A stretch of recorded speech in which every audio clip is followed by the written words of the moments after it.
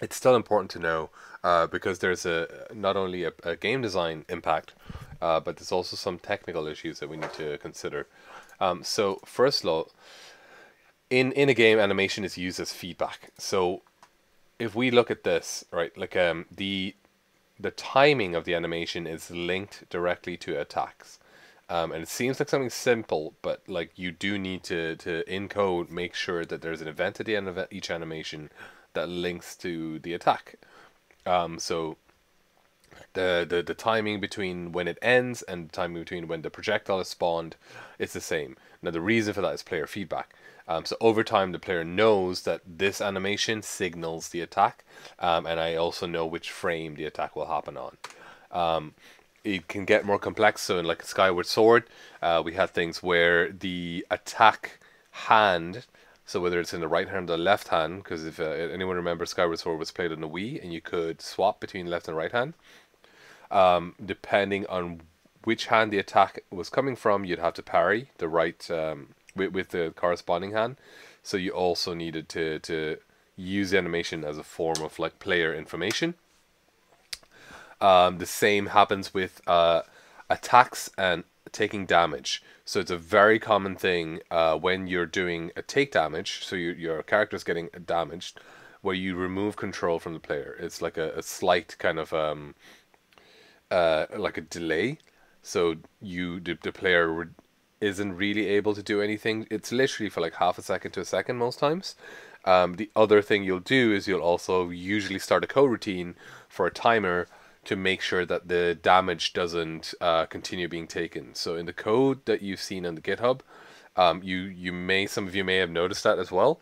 There is a little timer whenever the player takes damage that will not let the player take damage until that timer runs down. And the same for the enemy. The enemy can't just be spammed attacked because you got to remember code runs every frame.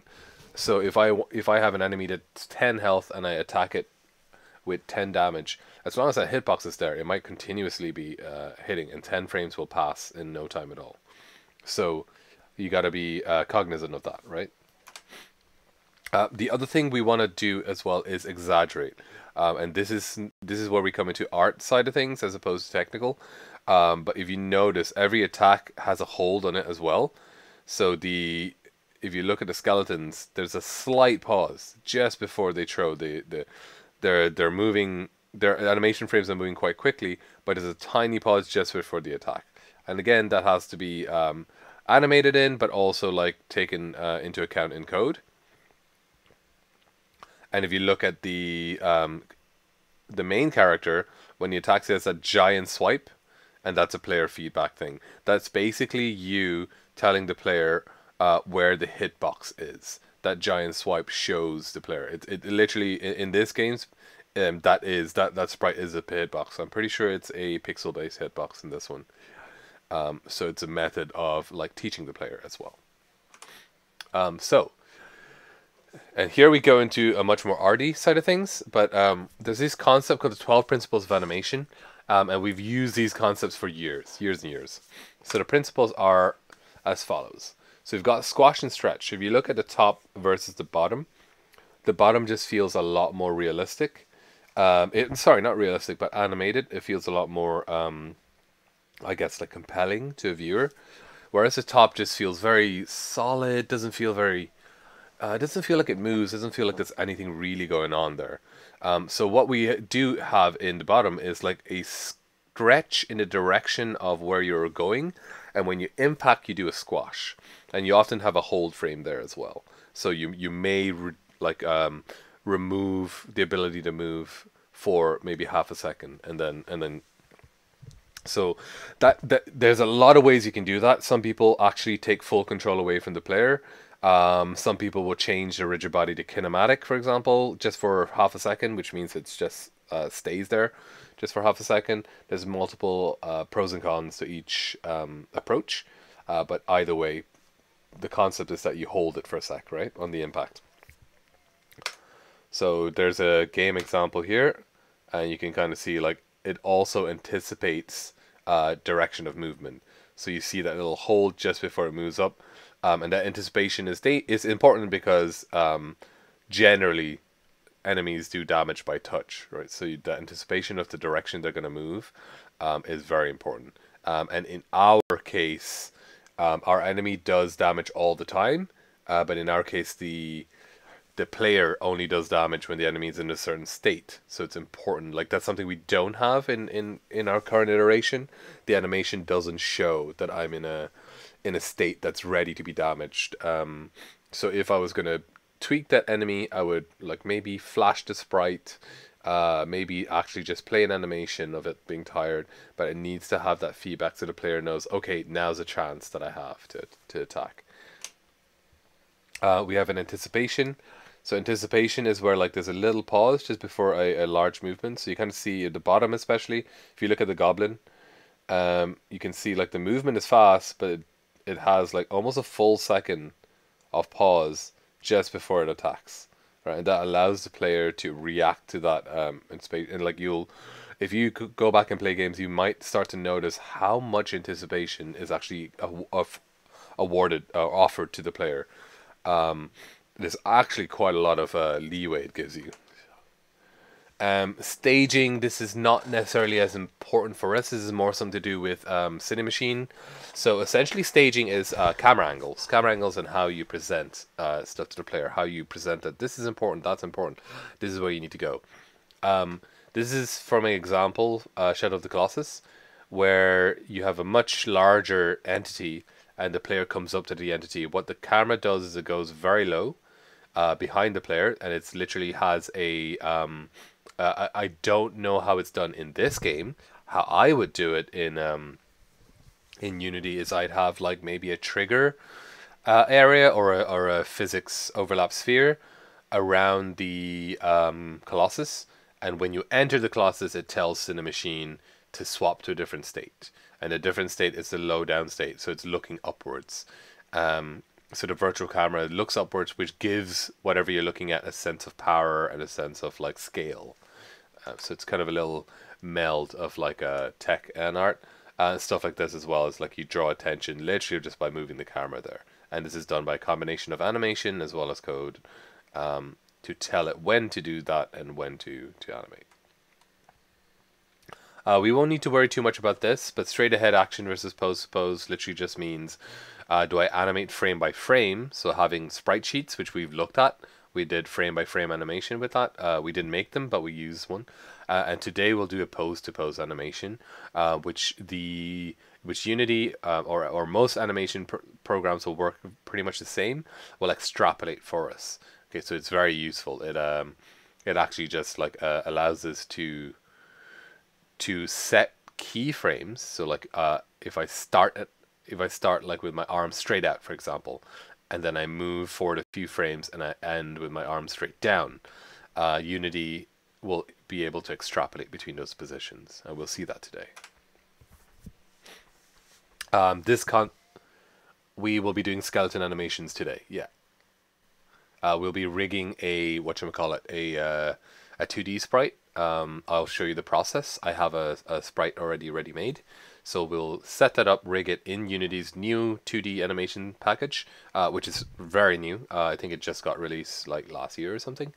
It was in beta for a while, but it's only like fully released last year. And we'll be using that today. So follow through is basically where when you make an action, you don't just do the one action. So if you have a look at the mushroom thingy, when it attacks and it hits the player, it doesn't just stop. It continues moving. There's still a little bit of weight. It still keeps going along. And that all sells the kind of like impact animation to the player. And overlap is this concept where we don't move every skeleton or every piece at the same time. So if you look at the little the little robot thing, all the pieces are moving, but they're not all moving in the same direction at the same time. That's a very surefire way to make it look awful.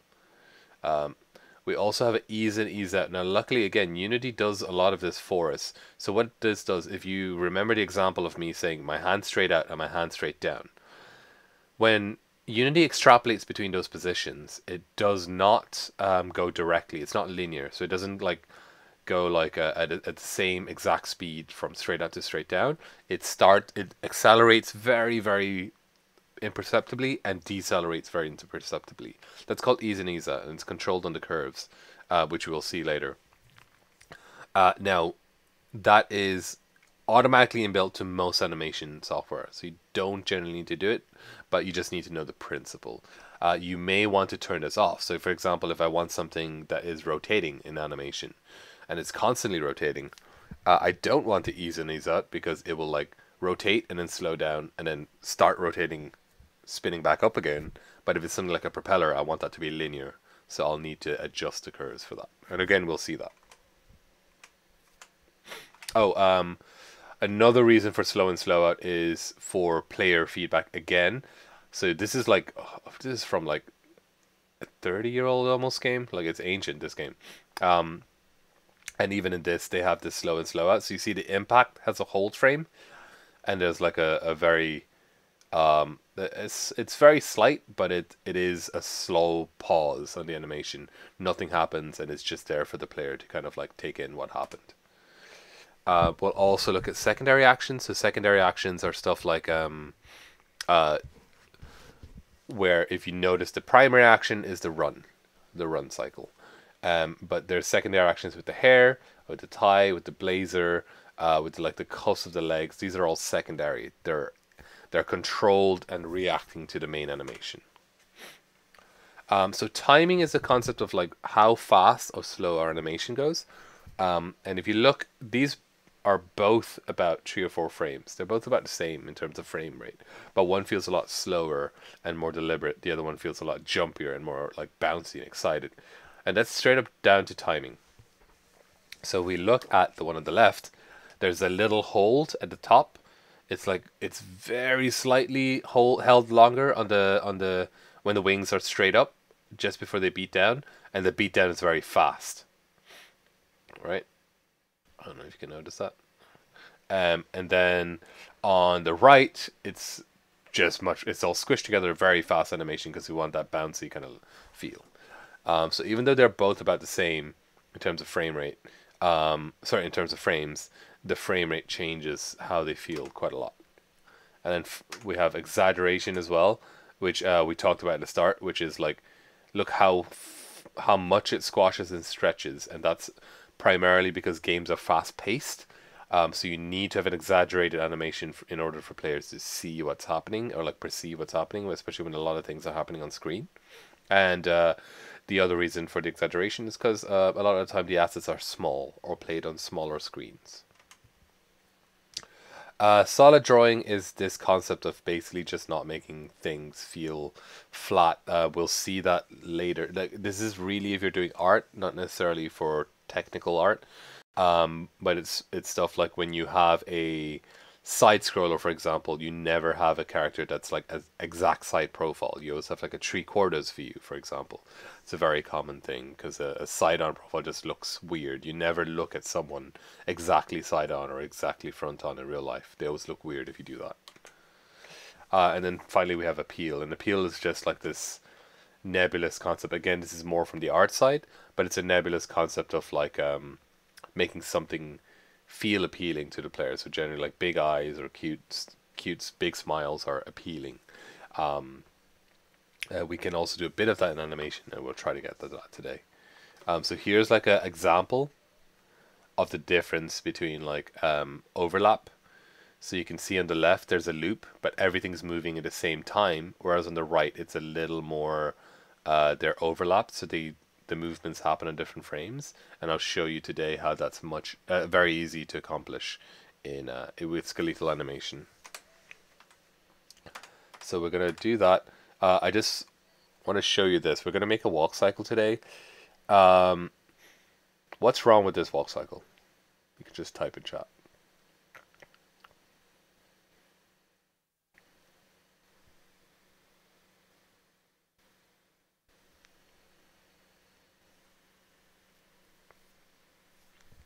Yep, we have a stutter, so there's not a perfect loop, absolutely. The pose is unnatural. So yeah, the actual like starting off pose, posture is unnatural. So that's one thing, right? So there's a lack of secondary animation. There's a primary animation, but there's lack of secondary. Like the hands aren't moving, head isn't moving at all, body is barely moving, which doesn't make any sense. Anything else?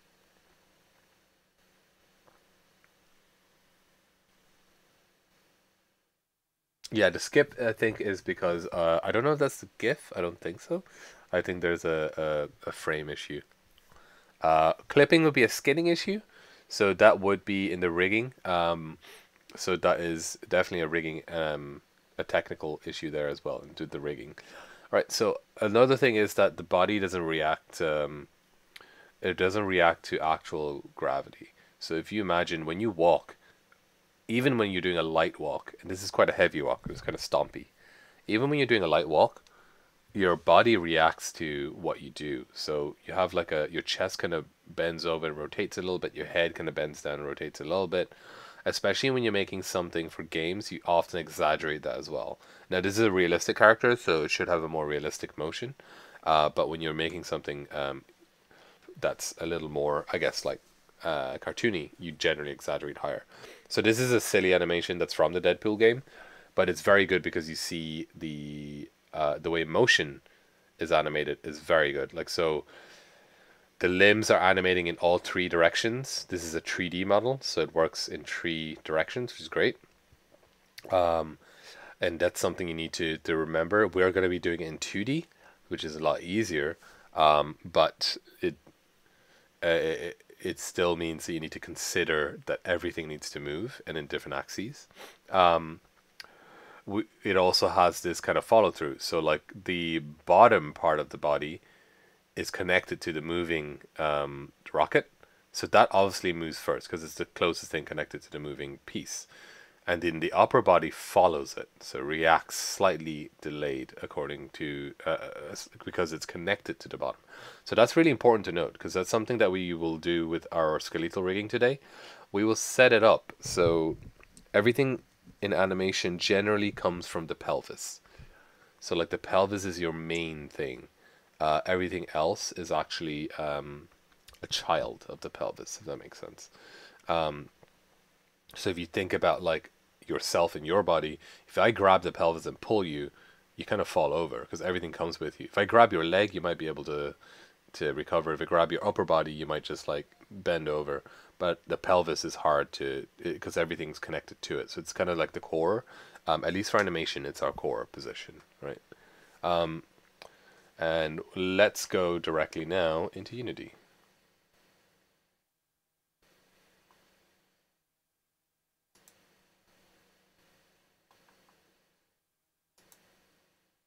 Okay.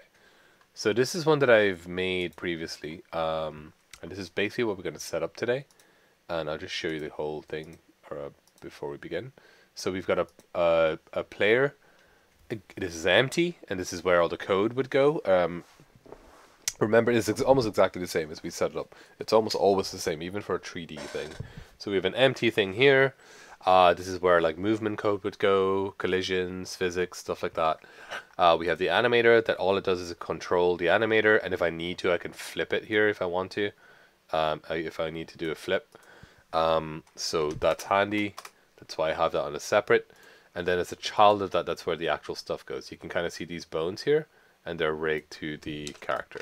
So I'll build this whole thing from scratch, and you should be able to see the full process. Okay, so let me just make a new scene.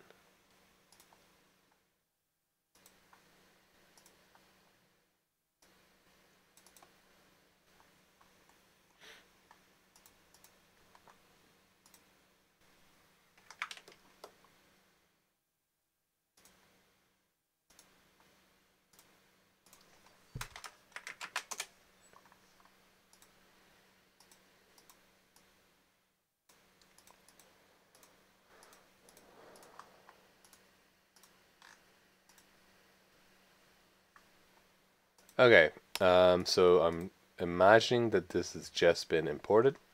The first thing I'm going to do is set it to multiple because there's multiple in there, animations, and I'll go to the sprite editor. So this was already set up, but let me just delete all these, so I'll do them again. So Basically, I'm going to go slice, automatic, and slice. If I've set it up correctly, I should have the different sprites existing within there. What I'll need to do is rename them. So this is going to be head. This is going to. I'm not going to use a scarf. I'm just going to use the. So this is going to be the body,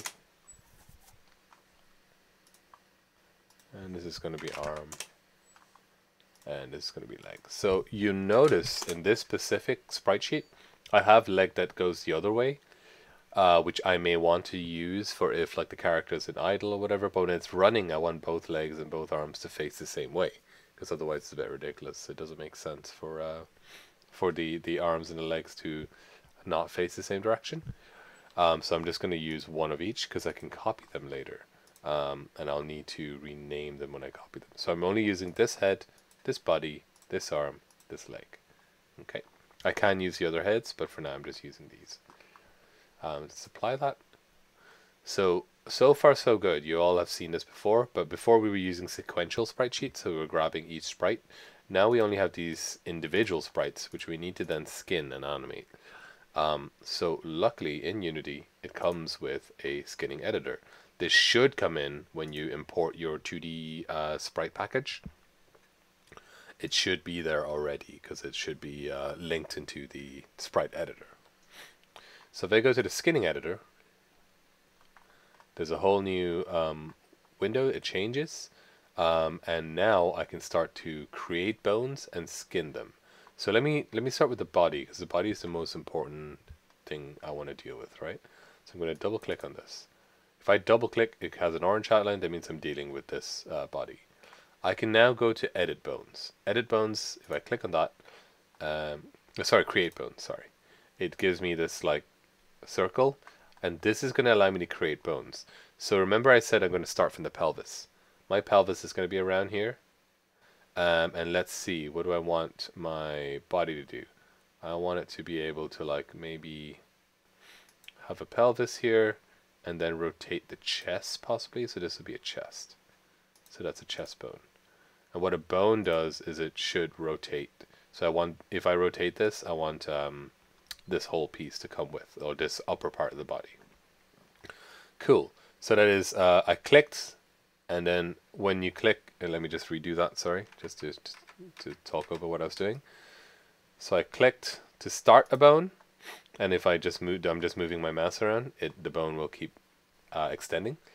And then I clicked again to stop the bone and start a new one. So I'm starting the chest, and clicked again when I finished that, and I can right click to stop creating bones. Okay. So this will cover like probably this belly area, and this will hopefully cover the chest area. Now I also want like a little bone to cover this bottom, because it's kind of like a robe. So if I want a bone, I can create a separate bone here. I can do that. But if I want this bone to be a child of the pelvis, which I do because I want it to move where the pelvis is moving, I click on the pelvis first, and you see there's like a little transparent kind of link. So that means this bone that I'm creating is going to be linked to the pelvis. And I just keep right clicking until it stops creating. If I want to edit the bones, if I click on edit bone, this allows me to click on each bone and give it a name. So this would be like bone underscore, let's do chest, bone underscore belly, and this will be bone underscore, let's call it hem. Grand. All good? Alright. The bones are set up, but they haven't been linked to this sprite yet. So all I need to do is, the easiest thing is just auto geometry. Auto geometry, just generate. Boop. And it just creates this weighting. So you see the yellow is highlighting this all yellow area. Red is highlighting the red area. Green is highlighting the green area. I can go to preview and just see how it acts. That's pretty decent. The top half is pretty good. Bottom, well, that works obviously. Let's see what the bottom does. So it's not too bad. Not too bad at all. And then I can also move the bone. to do stuff like that. And I can add more bones if I need more control, but for now I just want a simple single bone control. So now let's go to the head. It's going to be a bit more complex. We'll do something else. So edit bone again, create bone. And then I want to create the bone from where it's going to rotate, right? So the head's going to rotate from around here. And I want this whole hat piece and this piece and maybe the bell to move separately. So I'm going to start the hat movement at around there. So this will move there. I'm going to do that, and then we'll have a little bone just for the bell. Right click, so that's done. And then I also want the brims of the hat to flop, but they still need to move where the hat's moving. So I'm going to click on the head. Sorry, where the head's moving. And let's set up a little bone here. That'll be for the floppy brim here. And let's set up another one here. Right click, and that's finished. Let's go to edit. And now I'm going to just rename all of them. Bone head, hat base,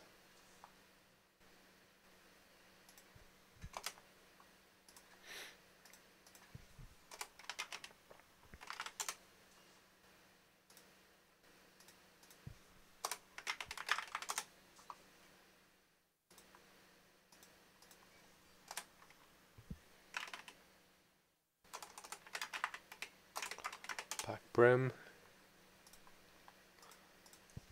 and front brim. Someone was typing there but stopped. Is everything alright?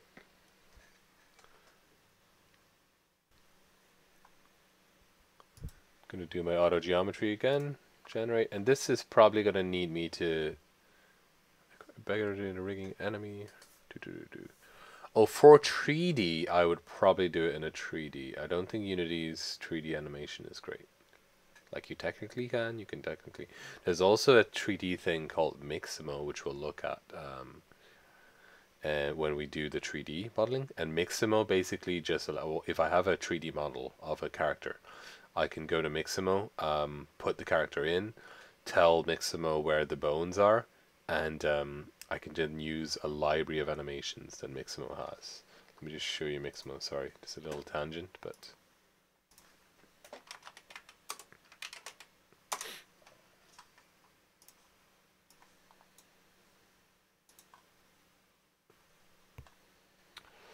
I have no idea what my address is. Well, I guess that worked. So you have your own characters. This is perfect. So basically you'll upload a character here. Like here's a basic character, but you would upload it. And then it gives you a kind of like screen where you go like, oh, here's the arm, here's the head. You kind of rig it yourself as well. It gives you an option. But then after you're done, what you can do is then like select these animations. All of these animations are here, and you can download that. So each of them will individually come in as an animation to be used with your character. Okey-dokes. And you have some little buttons that you can tweak. So you can't get all the animations that you want, but like there's a fair few amount of animations that are available. If anyone hasn't seen Mixamo before. Yeah, no, I definitely use Mixamo. You can do rigging and animation, but I don't think there's no way we'll be able to cover that in 3 days. In 3 days, we'll be able to get over basic modeling and texturing. Okay. So let's go back here. We go to preview. So basically, see, I've got a problem, right? I knew I would. So that hat brim is only supposed to mess with the hat brim. The same with the back. It's not supposed to mess with the ear. This one's fine. That's pretty good. That one's maybe affecting this one too much, and the bell's not too bad. Okay, so let's go to like the weight slider, and this is where I'm going to start affecting things. So if I grab the purple one, I'd see the purple is affecting way too much. So what I can do is just go like amount and reduce the amount. Let me test that. That's pretty good. However, I want it to affect this vertex. It's not affecting this vertex anymore. If I click on this vertex, you can see that it's being affected by the bone head. I might tell it, you know what? You get affected. Let's add another bone. So a little bit by the bone head, but also a little bit by the back brim. And you see the number is 1 and 0. These numbers always add up to 1. So I'm going to be like, get affected a little by the back brim, but mostly by the head. There we go. And you see that kind of works. So it stays mostly near the head, but it's affected a bit by the back brim. Let's try the front now. Oh, that's awful. So let's do mount down. Oh, I'm still selecting the... Okay. Mount down. Mount down.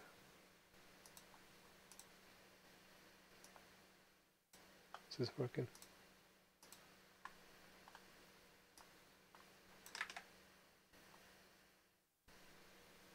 I feel it's still... Oh no, bone front brim, that's fine. Oh, I'm still selecting that vertex. Deselect it. There we go. Okay. Bones down. Maybe a bit more up. And let's test that. Oh dear.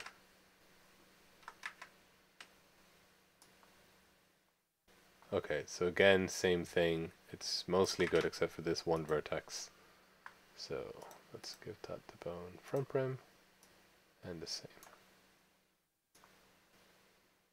There we go. Like a little bit's fine. I know it's moving the hair as well, but it's fine. It's just a little bit. Cool. And then I think this was... Ooh, this is not that good. So it's mostly good except for this vertex here. So that's going to be the bone hat base, but let's make it the front brim as well. So yeah, not as affected, maybe a bit more. There we go, and the same with here.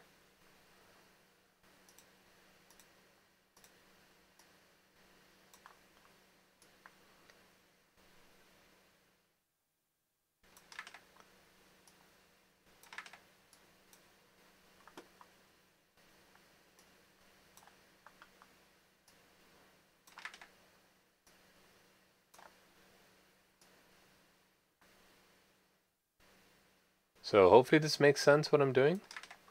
This vertex here is a little too affected by, let's make it a bit more affected by the base so it doesn't move as much, maybe a bit more. So I can individually affect each vertex and control them, or just use the full amount slider for a much more distributed. That's pretty good. Okay. So that's my head. That's the most complex one, was the head, because of all the little hat pieces. So that's pretty good. Okay. Grand. Then I just need the arm and the leg, and these should be pretty simple, especially because I don't even have a hand. So let's go to double click this, create a bone. It's going to go from the shoulder area. Here's about the elbow. Here's about that. And that's it. Don't even need to add hands, and that's pretty decent, to be honest. I might just leave that at that. That's pretty good. And let's have a look at the legs. So from here, let's do the knee bend around here, and let's do little feet so I can... Oh, I need to rename those bones as well. Just in a second.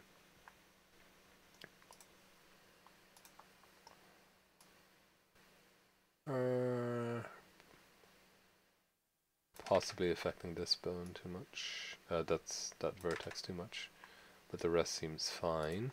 Let's go to the weight slider. So this bone. It's being affected a bit too much by bone 3. Okay.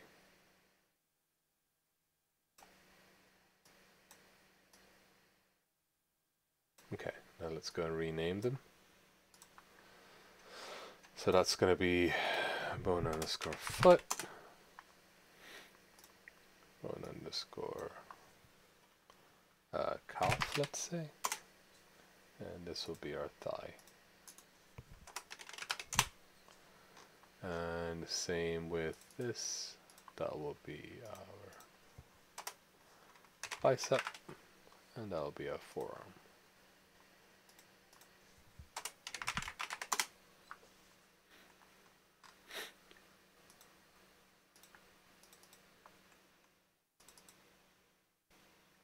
Let's apply that.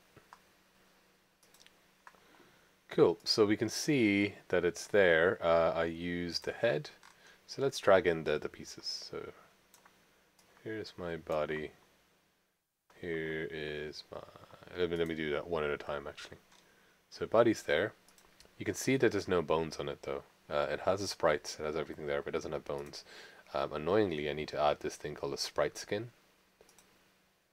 And then I need to hit create bones, and then the bones show up. It's a bit silly, but I need to do that. And you can see like the body is there as a sprite renderer, and then these are the bones linked to it, and you see them working there. So bone belly, bone chest. Now let's add the head. So the head's here. So let's add the head kind of around there. But I also want the head to be childed to and move to the bone chest. Because wherever the chest rotates, I want the head to rotate, right? Because I want the chest to do that. And then the head should rotate with. And then the head will have its own sprite skin. Great bones. So again, the chest will rotate it. Oh, sorry, the chest will rotate it, but it has its own bones as well by itself, which is great. Okay, so I want to have it set up like that. Good stuff. And then now the same for the arm. Now this one's going to be a little different, so I'm going to put one arm there. I'm not worrying about the sorting layers right now. Arm is going to be linked to the chest as well. Sprite skin, no problem. I'm actually going to now copy that to make a separate arm. Wait, hold on, let me just add the bones. Perfect. So I have the bones, but I'm going to copy that. So Control D. Now I do need to rename this. So this needs to be, let me move that over. Like here. I need to rename this. So it's arm 1. So I'd rather rename that to like arm near or something, so I know that's a near one. But also I need to rename these, because you see they're bone bicep, bone forearm, bone forearm. They're the same name, which means in the animation they'll be confused for each other. So I need to make sure they're different names. They need to all be unique names, because Unity's animation system doesn't detect them by game object ID. It detects them by their name. So if they have the same name, the animation may corrupt and be confused. So that should be fine. Let's set up the, may need to zoom in to rotate. Okay. And then we just have our legs, and I'll have to do the same thing. So the legs are going to be linked here, and that's going to go to the belly. Sprite skin again. Great bones again. And then I'll do the same. Copy that. Move that across. Kind of here is where they are. And this will be leg near. And the bones will all be renamed.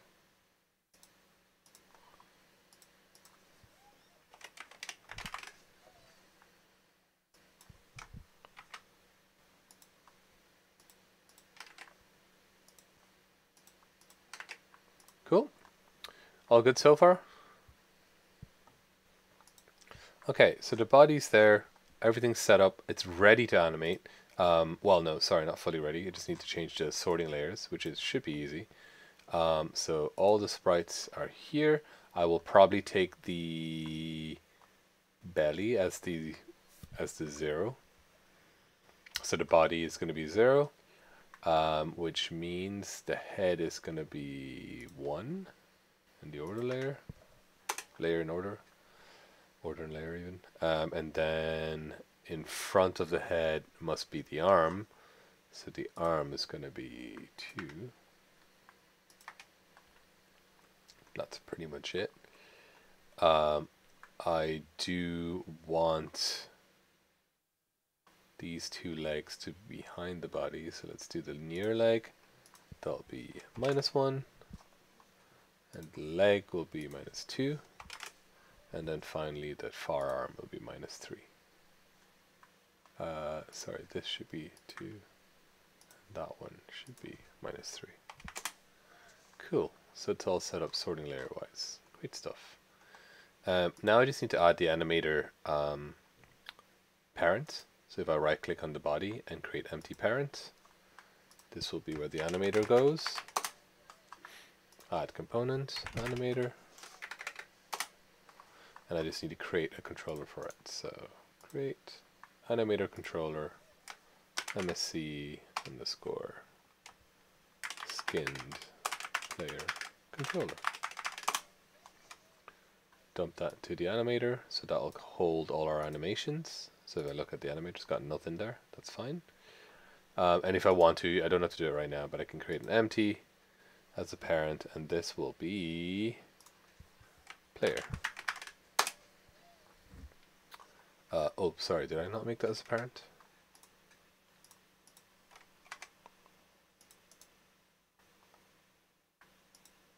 I think I didn't. Okay, so that'll be player, and that's where our code and stuff will go. So that's fine. The other thing I'm going to do is, right now, the position of this, I'm just going to move it up. Back here.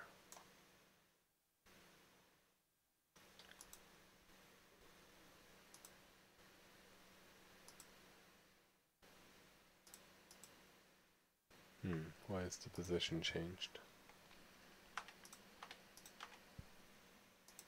Okay, they're all lined up now. Cool.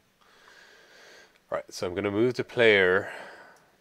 Just, you see that little grid line? I'm going to use that grid line as my reference point. Because then when I'm animating, I have a floor to pretend to animate to. Which makes things a lot easier for me. Cool. Alright, ready to go. So I'm going to go open window, animation, animation. And here is my animation that we've seen before. To create an animation, let's create a clip. And let's call it MSC underscore player underscore, let's do an idle. Idle's the easiest one. Cool. I need to make sure record is on. Slightly different to the sprite sheet. Sprite sheet you can just drag them in, but I need to make sure in this case record is on. And now I'm going to animate an idle. I'm going to do maybe 50 frames, but I can tweak it and change it. So now, for an idle, do you know what? Before I begin the animation, we can take a quick comfort break now. I think would make sense. Then we can like move straight on. I'm going to pause. Okay, so welcome back. So where we started was we set up the skeleton, and we are now going to begin animation. So I have the record on, I'm on the animator, and what I need to do is set up the first frame, and my first frame and my last frame will be the same because I want this animation to loop. So they'll literally be copy pasted, but we'll see that now in a second. So my first frame, I kind of want to set up the animation for this character as if it's idling. Maybe have like the hands a little bit bent, because generally when you're relaxed, your hands are a little bent. They're never straight down. That's pretty decent. Let's do a middle. So this I'm going to show you some animation tricks, or tips anyway. That I think make it easier. So let's do the middle animation. So the middle animation will be like, maybe the pelvis rotates a bit, and let's move it down a bit. So it's as if it's the character is breathing almost, and then because I have that reference of the floor, I can squish the legs to compensate. So let's see if that works. So it looks like it's, do you see what I mean? So it looks like it's fixed in place. Now there are ways to do this programmatically. It's called inverse kinematics. You can do inverse kinematics in using the skin system, but I've tested it and it's not the best. So until that's more robust, I'm kind of just doing it by hand. You can also move, by the way. It doesn't have to be just a rotation. So I can move the bone like that. Let me just move it back a bit actually. Like so. And I might move the arm down, so as if my shoulder's going down as well. So remember that whole thing about moving in different axes? Even though I'm in 2D axis, I'm also using my position to emphasize the motion I'm trying to get across. Right. And head, rotate down a bit, and I'll move it down as well. Cool. And let's have the hat brims. I'll actually go upwards, because if the head goes down, the hat brim should go upwards. So it's counterintuitive, but that makes sense. So round that forward, and maybe rotate the belt like so. Let's rotate the belt the other way.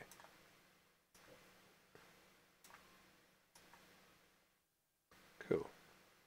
And then it should go back to the original initial frame. So what I can do is copy that entire frame. If I click the diamond on top, it copies the entire frame. Selects the entire frame. Control C. Let's dump that in 50. So Control V. And that should just loop between them. Let me press play to see. It's a little fast. What I might do is, I don't have a camera. So let me just add a little camera, because I sometimes like to see create empty, create camera.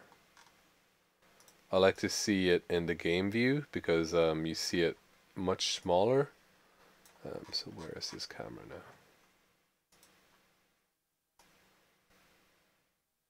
So let's say the character is that. Cool. And you kind of get a sense of whether it's working a bit more. Okay, it's a bit weird because it looks like it's just bowing forward, but we'll deal with that now in a sec. Mainly though, it's fine. It's a little fast. Make sure my recording is on. So if I select all of them, I can just drag them out. So maybe I'll just drag them out to 60. Much better. Okay. So what I want to do is now tweak this, because it does look like the character is just bowing, which I don't want. So maybe make that. Maybe move this down a bit. And we forgot to add an animation for this.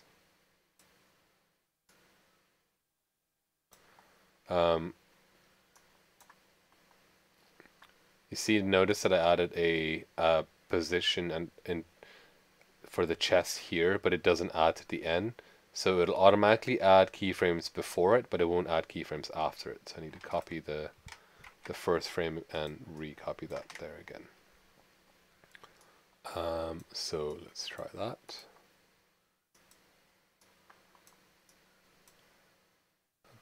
A bit better. I may tweak, and it's all about like small tweaks. I may tweak the arm a little. Let's have that rotate up instead. That's a bit better. So it's a bit cuter. It's like it's okay. Now the biggest problem I have is overlap. So remember we were talking about like everything should move at the same time, and at the moment it does. Everything moves at the same time and then goes back at the same time. That's the problem. But this is why keyframe animation is great, because I can just literally like grab a few of those and just offset them. I'm not even really looking. I can look at what I can individually tweak and make sure I'm moving individual pieces, but I could just randomly move these and they should give me a pretty good offset. Let's have a look. So let's press play now.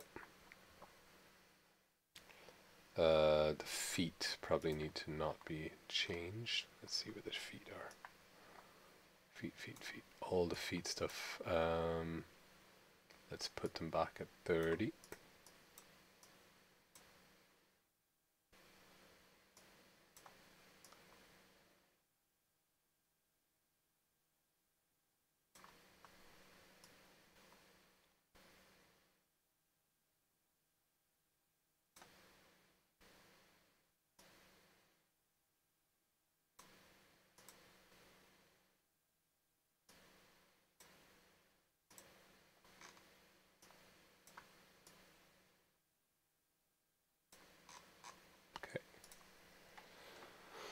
So you see like things are overlapped a bit more. They're moving a bit more differently, as opposed to all of them happening at the same time. So we got a pretty decent idle, especially for like something we did in 10 minutes. Or actually 7 minutes, since we got back 10 past. So I would spend a lot more time on this, especially the feet. You see they're swaying a little bit, so I'd go and tweak those to make sure they don't sway quite as much. But in general, this is pretty decent for a 7 minute animation. So that is more or less how you would do an idle, right? But now let's have a look at how you do a walk cycle, because those are the two main things that you need to figure out when you're doing skeletal animation, which would be an idle and a walk cycle. And we'll finish off with maybe a fall. So walk cycle will be similar. Red animator again. Again, I want to start off with the first frame. So I'm going to angle the character. Angle the character a little forward, because the walk cycle should be you running. And let's have this foot forwards, as if it's about to hit the ground. And let's have the hem rotate that way because you're running. And this foot backwards like that. Okay. And if the right foot is forward, the right arm is always backwards. The limbs, arm limbs are always the opposite of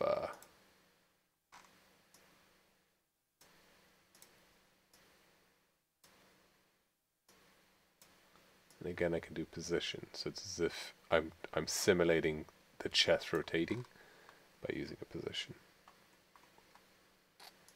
Head aims up.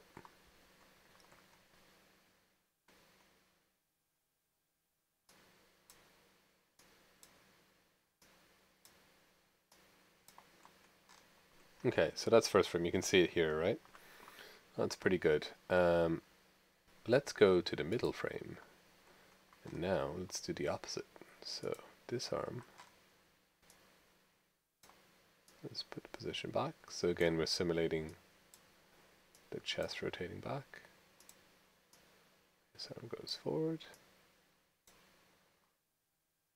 And we are literally swapping what these feet are doing. Okay. Also going to move it. So again, I'm simulating as if the hip is rotating by allowing the bone to change position. Okay. You have to be careful not to overlap too much. Okay.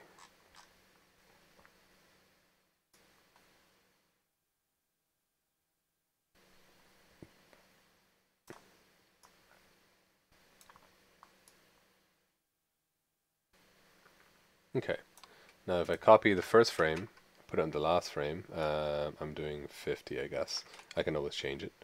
If I press play, it's going to look real dumb. So it's like, it looks like a really bad animation, there's no weight at all. It's like that really bad animation I showed you. Nothing's moving, there's no weight, everything is static. And this is where I need to change and tweak stuff to make sure it doesn't just stay static. So first of all, I'm missing a few frames here. You can see that. So this one, this, and everything below it, all the bones. So Control C, let's dump that here as well. So they're all the same. And then in between them, what I'm going to do is add the weight. So where the right foot is coming forwards, when your right leg contacts the ground, when your leg contacts the ground in general, you have a little squish, right? It squishes under, and because your feet are impacting. And when your leg, the other leg, kicks up, so as not to hit the ground. So now you see that. That looks a lot more realistic than this. They don't just swing past each other. They kind of, one impacts and one swings back. We also have the pelvis hitting the ground, because of course it does.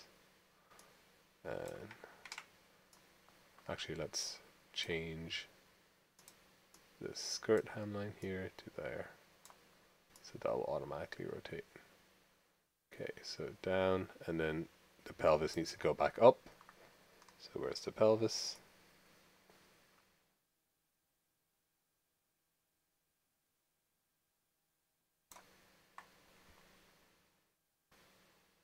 I call it belly, don't I? Yeah, position here. So let's copy the original position. So it'll go down and up. And now again we see much more realistic, especially if you look at the bottom right, much more realistic movement as opposed to just that. That's so fake looking, and this is much better. Cool.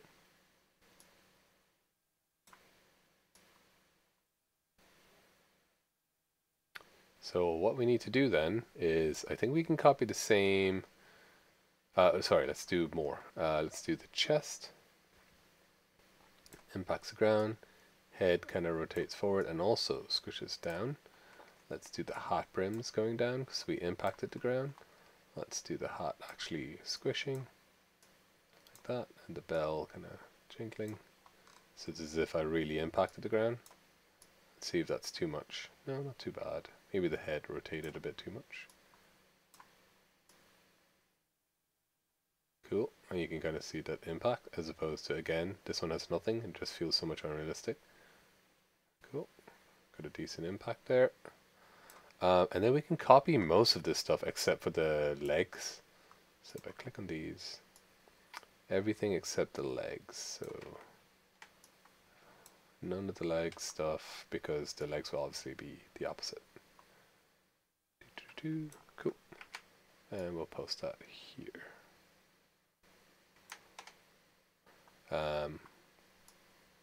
Cool. And then just the legs.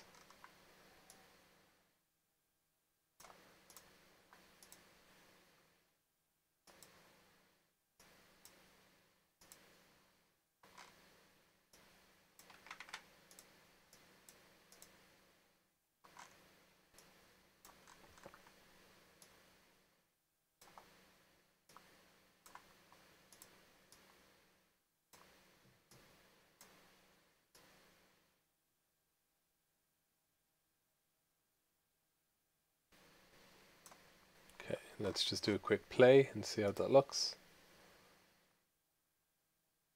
Oh, I don't have a keyframe for the head, I think. Yeah.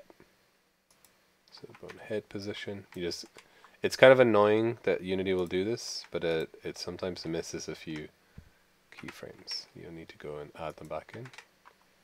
See if I'm missing any more. I think that's it. Let's try. Cool. And again, everything is moving at the same time, so that's the only problem.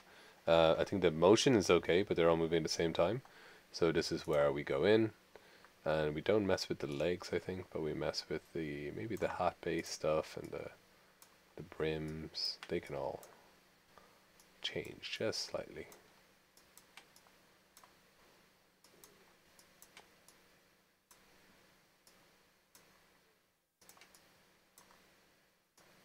And I can, if I select both of them, I can move both of them at the same time, so it will be the same. I think the belly. Let's do a little bit of a change. Let's try that. So it's very subtle, but it's quite a bit better, I think. Okay, so that's our walk. Cool. Let's just finish up with maybe a fall, which would be a real quick one.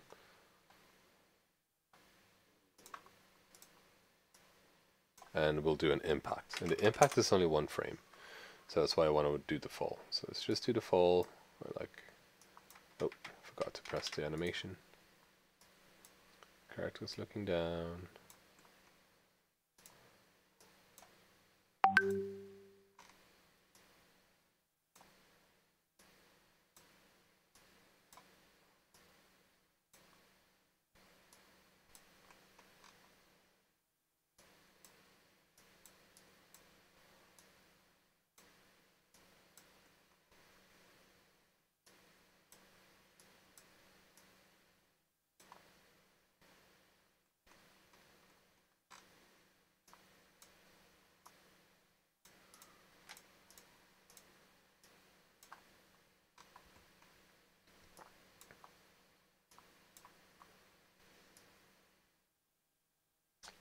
and we'll just like literally just rotate between. It's almost like the idle. We'll do a few basic.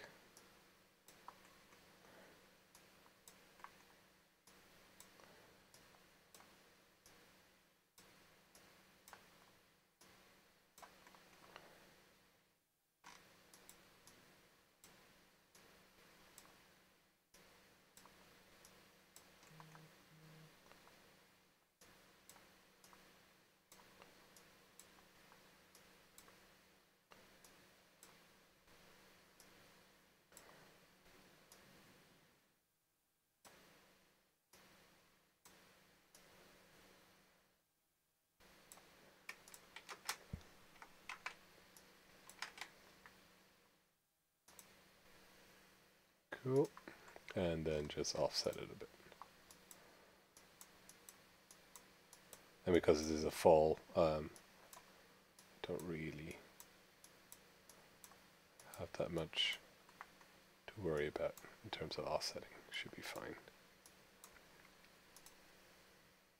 Cool. The offset looks much better. Just grab all of that and maybe make it slower. Cool, so that's a fall animation. It's pretty good. And then finally, just for you to see, let's do a impact. So this is where the character hits the ground. Cool. So it hits the ground. And this is just one frame, and I'll show you why. So it's literally just like...